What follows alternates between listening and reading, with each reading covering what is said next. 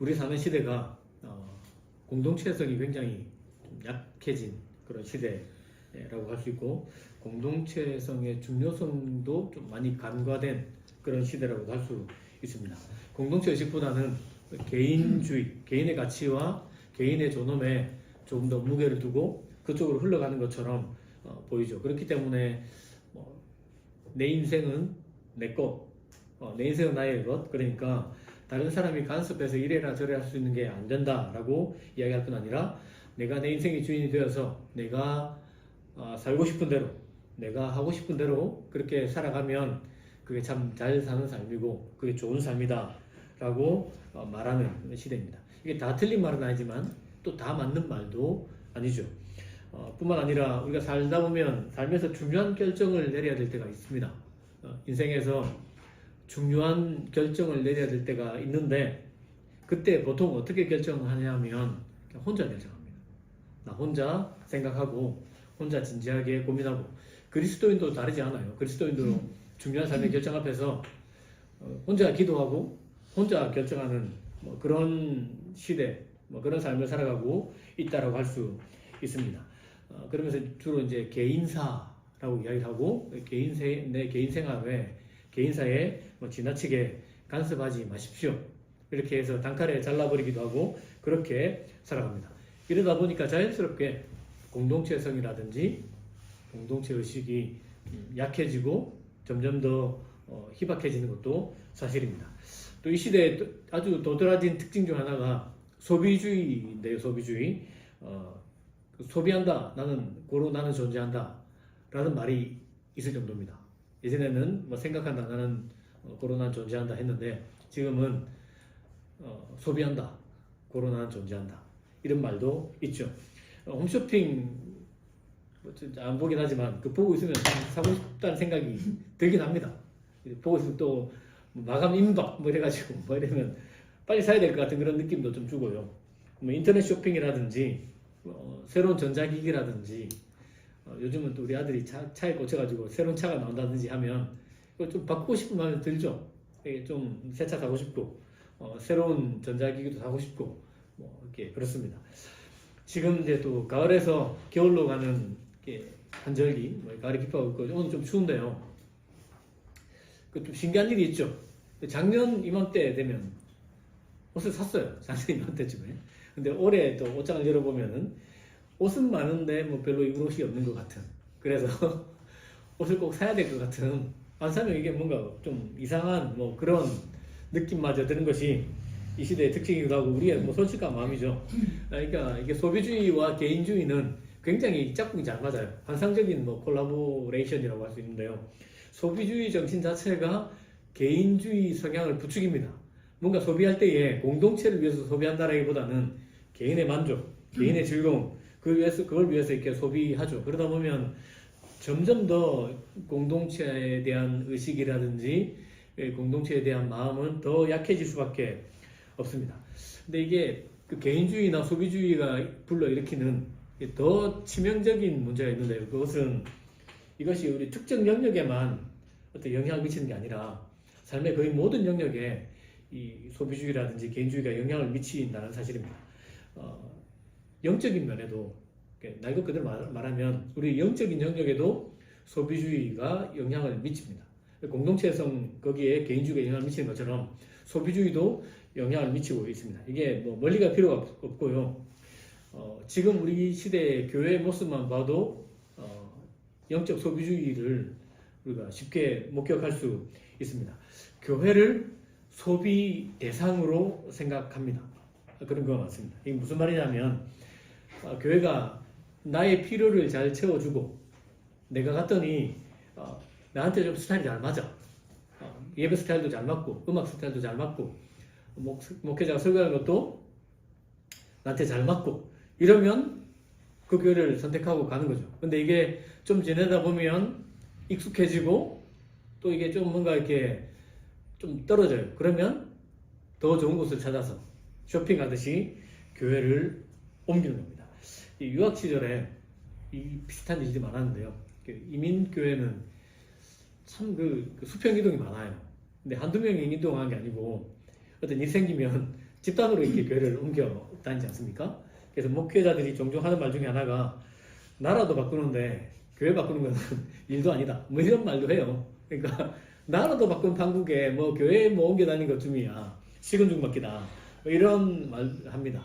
감정 상하면 교회 옮기고 빈정 상하면 교회 옮기고 그것도 옮기면서도 그냥 한두 명 옮기는 게 아니라 단체로 이렇게 몇십 명이 교회를 옮기는 경우도 있습니다. 이런 걸 보면서 이게 좀 요즘 말로는 참 우프다, 뭐 웃기면서도 슬프다, 뭐 이런 말로 잘 표현할 수 있지 않을까 생각합니다. 교회를 바꾸는 것, 뭐 이게 이민교회의 전유물은 아니죠. 한국교회도 심각하죠. 그래서 분당의 어느 교회는, 우리 잘 아는 어느 교회는 수평이동한 교인은 등록교인을 받지 않습니다.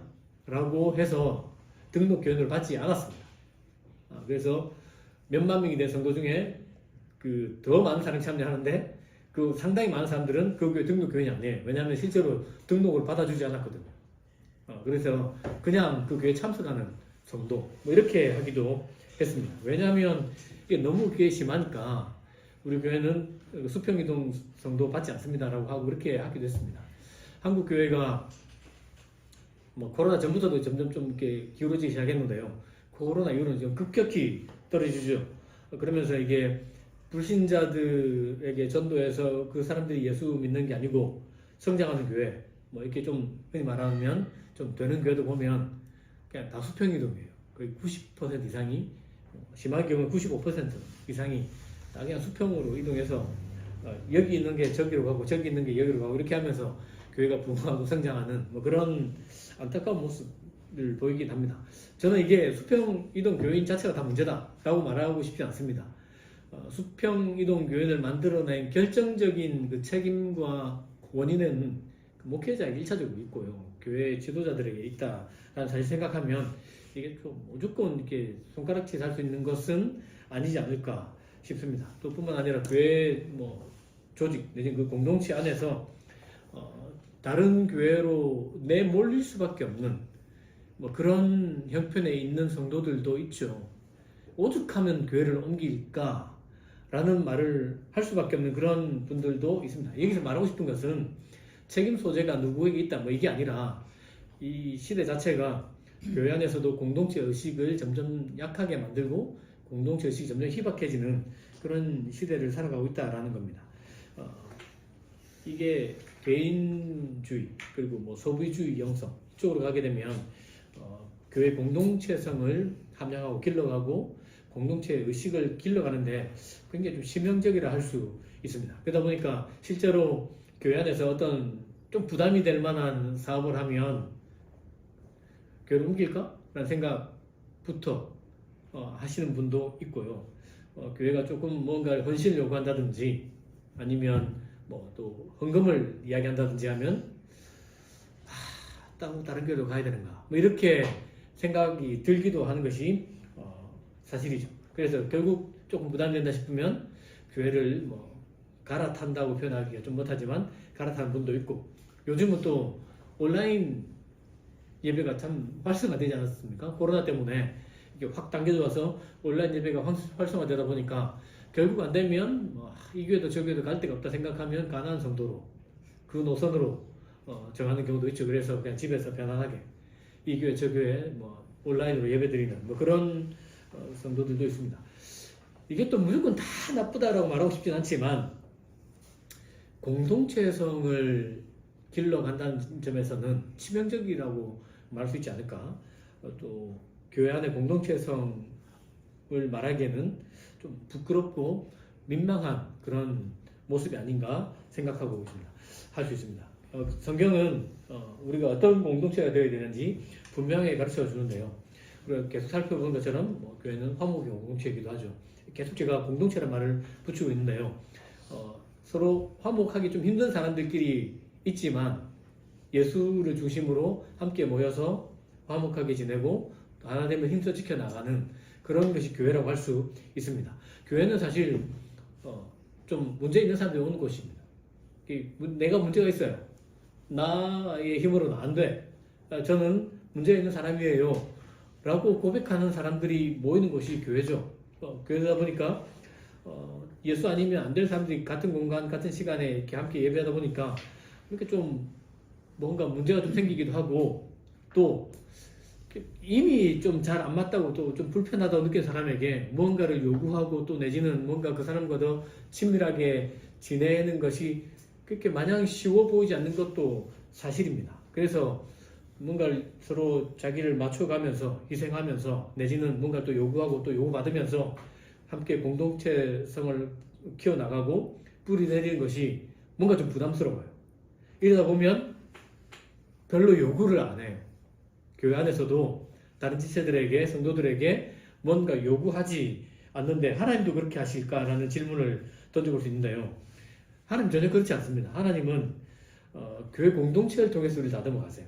하나님께서 우리를 성숙시키고 변화시키고 하는 일, 심지어 예수 그리스도의 장성한 분량에까지 우리를 이루게 하시겠다라고 하나님 이야기하시고요. 우리 안에 착한 일을 시작하신 하나님께서 그것을 계속해 가실 것이다라고 이야기하고 있는데, 이게 뭐 무슨 말일까 생각해 보면 우리를 변화시켜 가신다는 거거든요. 하나님의 자녀답게 변화시켜 나가고 예수 닮은 사람으로 변화시켜 나가는데, 그 일을 하나님께서 초자연적으로 아니면 하나님과 나와 1대1의 관계성 속에서 나의 모든 부분을 탁탁 쳐내고 이렇게 다듬어 가면 좋겠는데, 하나님 그렇게 안 하세요. 하나님께서 교회를 통해서 또 우리 삶의 여러 가지 다른 사람과 만나는 일들과 삶에서 만나는 문제들 통해서 우리를 그렇게 변화시켜 가십니다. 그렇기 때문에 그렇게 보면은 교회 안에서 우리가 다듬어져 가야 된다는 그 필요성을 느끼게 되고, 뿐만 아니라 교회는 그 일을, 그 목표를 향해서 누군가에게 어떤 것을 요구하고 특정한 행동, 특정한 기대, 그것을 할 권리가 교회 안에 있는 것도 사실입니다. 쉽게 말해서 교회는 성도들에게 예배할 것을 요구할 권리가 있어요. 하나님께 예배 드리십시다, 예배 참여하십시오라고 말해야 돼요. 그리고 기도 생활에 힘씁시다, 하나님 말씀을 그래도 규칙적으로 좀 읽고 묵상합시다, 말씀 좀 더 생각합시다, 그리고 뭐 성경에 바탕을 둔 그런 물질관을 가지면서 물질도 구분해서 하나님께 드리는 성도가 됩시다 라고 말할 수도 있겠고요.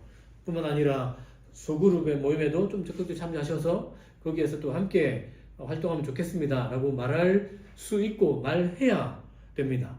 뿐만 아니라 생활 속에서 사랑하며 살아가고 선한 일에 힘쓰며 살아가도록 격려하고 그렇게 또 요구할 책임과 권리를 동시에 가지고 있는 것이 교회입니다. 왜냐하면 하나님께서 교회를 통해서 우리를 변화시켜 가기 때문에 그렇다는 사실을 우리가 기억할 필요가 있습니다. 뿐만 아니라 교회는 한 개인의 그렇게 영적 성장을 도울 뿐 아니라 교회다운 그 사명을 감당할 수 있도록 격려하고 그리고 그렇게 살아갈 수 있도록 책임을 부여할 그런 권리도 동시에 가지고 있습니다. 또 교회가 왜 그러냐면 교회는 모이는 공동체이면서 동시에 흩어지는 공동체죠. 우리가 그 코로나 이전에는 모이는데 굉장히 많은 에너지를 쏟았어요, 실제로. 그런데 모이는 만큼 교회는 또 흩어져서 살아가야 되는 공동체이기 때문에 특별히 더 우리가 격려하고 서로에게 힘을 북돋워줄 필요가 있습니다. 왜냐하면 흩어진 곳에서 우리가 살아가는 곳에서 하나님의 자녀답게 살아내고 보냄받은 사람답게 살아내는 것은 쉽지 않거든요. 하나님의 백성답게 하나님의 말씀 쫓아서 사랑하며 살아가고 선한 일에 힘쓰며 살아가는 것은 쉽지 않기 때문에 끊임없이 격려하고 지지하는 공동체가 필요한 것이 사실입니다. 제임스 브라이언 스미스라는 목사님 계신데요, 선하고 아름다운 공동체라는 책에서 이 교회 공동체에 대해서 이렇게 이야기를 합니다. 제가 한번 읽어드리겠습니다. 이 목사님이 자기에 관해서 쓴 책이에요. 자기에 대해서 한 말인데, 교회 공동체에 관해서 한 말인데 이렇습니다. 나는 내 개인의 안녕에 관심을 갖는 공동체를 원한다. 내 영적 성장과 다른 사람을 위한 섬김을 위해 헌신 요구한 것을 두려워하지 않는 공동체를 원한다. 또한 변화를 위해 훈련 과제를 담대하게 제시하며 헌신을 지키기 위해 상호 책임의 관계에 들어갈 수 있도록 격려하는 공동체를 원한다. 나는 내게 그리스도가 거하시고 기뻐하시는 사람이 되도록 도전하며 세상의 빛과 소금, 죽어가는 이 세상에 그리스도의 향기가 될 것을 도전해주는 공동체를 원한다. 내가 누구인지를 기억나게 해주는 공동체, 내가 부르심에 합당하게 살 수 있도록 편안함뿐만 아니라 때로는 책망하며 경고해 줄 수 있는 사랑으로 돌봐주는 공동체를 원한다. 자녀를 길러보면 부모 입장에서 자녀에게 자녀 사랑하죠. 사랑하기 때문에 편안함을 제공하고 자녀에게 좋은 것 주려고 노력해요. 동시에 자녀가 바르게 자라갈 수 있도록 훈련하고 훈육하고 때로는 나무라기도 하고 바른 길 가게끔 질책하기도 하죠. 교회 공동체 안에 이런 일이 일어나야 된다는 말이고요. 실제로 저는 목사이긴 한데요. 목사이기 때문에 더더욱 공동체가 저에게 이렇게 해주면 좋겠거든요. 제가 영적으로 성장하도록 그렇게 기도해 줄 뿐 아니라 필요하다면 또 질책하고 헌신하도록 더 헌신하도록 격려하는 그런 공동체를 원합니다. 여러분은 교회가 어떻게 해주길 원합니까? 나에게 별 관심 없이 그냥 편안하게만 예배당 와서 편안하게 있다가 편안하게 돌아와서 그냥 그렇게 해주는 것 뭐 원하겠지요. 그런데 그것뿐만 아니라 실제로 교회를 통해서 하나님을 더 알아가고 영적으로 성장해 가도록 그렇게 격려하고 도전하는 공동체, 그런 공동체를 더 원하지 않습니까? 내가 살아간 삶의 자리에서 하나님의 백성답게 살아갈 수 있도록 도전하는 그런 공동체, 세상의 소금처럼 세상의 빛처럼 그렇게 살아낼 수 있도록 격려하는 공동체. 이 세상이 이렇게 죽어가는데 이 세상 속에서 그리스도의 향기로 살아낼 수 있도록 도전하고 때로는 책망하고 경고해주는 그런 공동체라면 더 좋지 않겠습니까? 이런 공동체를 꿈꾸는 것은 전 당연하리라 생각합니다. 이 관점 가지고 오늘 우리가 읽었던 본문 말씀을 제가 한 번 더 읽어드리겠습니다. 현대인의 성경이기 때문에 그냥 들으시면 되겠습니다. 그리고 서로 격려하여 사랑과 선한 일을 위해 힘쓰도록 하십시오. 서로 격려하여 사랑과 선한 일을 위해 힘쓰도록 하십시오. 어떤 사람들의 습관과 같이 모이기를 중단하지 말고 서로 격려하여 주님이 오실 날이 가까울수록 더욱 모이는 일에 힘씁시다. 여기 보면 히브리서 저자가 격려하자라고 하는데 이 격려가 두 가지 방향으로 흘러가는 걸 볼 수 있습니다. 첫 번째는 서로 격려하여 사랑과 선한 일을 위해 힘쓰도록 하십시오. 이것은 첫 번째 물론 교회 공동체 안에서 서로 사랑하고 선한 일을 하는 것 포함할 뿐 아니라 삶의 자리로 돌아가서도 거기에서 세상 속에서 사랑하며 선한 일을 하는 그런 하나님의 자녀가 되도록 격려하자라는 그런 의미가 있고요. 다른 한 가지 방향은 모이는 일이에요. 예배하는 것. 그러니까 교회가 함께 모여서 예배하고 하나님을 높이는 그 일을 더 잘할 수 있도록 주님 오실 날이 가까울수록 더욱 모여서 예배하는 공동체가 되도록 격려하십시오라고 격려의 두 가지 방향을 이야기하는데 하나는 교회, 우리가 모이는 교회로서의 격려이고 다른 하나는 흩어져 살아가는 교회로서의 격려, 이 두 가지를 말하고 있습니다. 그러니까 이런 공동체가 되자, 이런 교회가 되도록 서로 격려하자라고 말하는데 그것은 사랑과 선한 일에 힘쓰는 공동체, 생활 속에서 삶의 자리에서 하나님께서 나를 보내신 그곳에서 사랑하며 살아가고 선한 일에 힘쓰는 지체가 되도록 격려하자 뿐만 아니라 함께 모여서 우리가 더 힘써 예배하는 공동체가 되도록 힘써 격려하는 그런 공동체가 되자라고 이렇게 이야기하고 있습니다. 사도 바울은 이 데살로니가전서 5장 14절을 보면 교회 안에서 어떻게 격려해야 되는지 좀 더 구체적으로 설명해 주는 게 있는데요. 제가 그 말씀 한번 읽어드리겠습니다. 데살로니가전서 5장 14절 말씀인데요. 또 형제들아 너희를 권면하노니 게으른 자들을 권계하며 마음이 약한 자들을 격려하고 힘이 없는 자들을 붙들어주며 모든 사람에게 오래 참으라. 교회 안에 안타깝게도 게으른 사람이 있어요. 게으른 사람에게는 권계하며 책망한 그런 의미가 좀 있죠. 권면하고 경고하고 훈계하고 그렇게 해서 게으르게 살지 않도록 격려하는 그런 의미이겠죠. 그리고 또 교회 안에는 마음이 쉽게 흔들리고 또 마음이 쉽게 무너지는 사람이 있습니다. 늘 마음이 이렇게 탁 우리 흔히 말하는 내공이 강해서 어떤 웬만한 그런 말을 들어도 흔들리지 않고 그렇게 간 사람이 있는가 하면 어떤 말 들으면 이게 굉장히 마음이 이렇게 낙심하고 또 무너지고 이런 사람이 있죠. 이런 사람을 보면 다가가서 격려하고 마음을 어루만져주고 마음을 새롭게 하고 그래서 좀 그렇게 격려하라라고 이야기하고 있습니다. 뿐만 아니라 힘이 없는 자들이 있습니다. 세상 살아갈 힘이 없는 사람들 또 살다 보면 또 여러 가지 문제를 만나는데 맞서 싸울 용기가 없는 그런 지체들이 있죠. 그런 지체도 있거든요. 그리고 또 그런 지체를 만나면 용기를 북돋워주고 같이 힘을 낼 수 있도록 그렇게 격려해 주라고 이야기합니다. 그러니까 사람마다 저마다 필요한 방식으로 격려할 수 있는 공동체가 되자라고 이야기하는 거고요. 그렇게 하려면 기본적으로 서로를 알아가지 않으면 불가능합니다. 서로 알아가면서 이 사람에게 맞게끔 격려하고 그 사람을 북돋워 주면서 함께 그런 좋은 공동체를 이루어 가자라고 성경이 가르쳐주고 있고 사도 바울이 가르쳐주고 있습니다. 그런데 이게 쉬우면 좋은데 어렵습니다. 다른 사람을 격려하고 또 그 사람을 깊이 알아가면서 그 사람에게 알맞은 격려를 지속적으로 하는 것은 이게 어려워요. 사도 바울도 어렵다는 것을 알고 있어요. 그래서 그 마지막에 무엇보다 모든 사람을 향해서 각기 다양한 사람이 있는데 저마다 다른 특징으로 격려해 줘야 되는데 이 모든 사람에 대해서 어떻게 해라? 오래 참아라. 오래 참으면서 격려하는 그런 공동체가 되어야 된다라고 그렇게 가르치고 있죠. 그래서 여러분 이게 오래 참는 것도 힘들고 사실은 이런 공동체를 세워가는 것도 사실은 쉽지 않습니다. 교회가 작아도 쉽지 않고 교회가 커도 쉽지 않고 이렇게 좋은 공동체를 만들어가는 것, 서로 격려하는 또 사람에 맞게끔 격려하고 그렇게 또 오래 참아주면서 지속적으로 그렇게 격려해서 예수 믿는 사람답게 살아가도록 그렇게 변화된 삶을 살아가도록 격려하는 공동체를 만드는 것은 어렵습니다. 그러면 질문이 생기죠. 어떻게 해야 될까?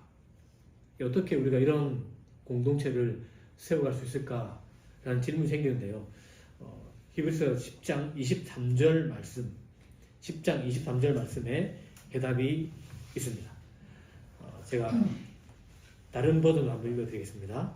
약속하신 분은 신실하시니 우리가 소망의 신앙 고백을 흔들림 없이 붙잡자라고 이야기합니다. 소망의 신앙 고백을 흔들림 없이 붙잡자. 이게 무슨 말일까?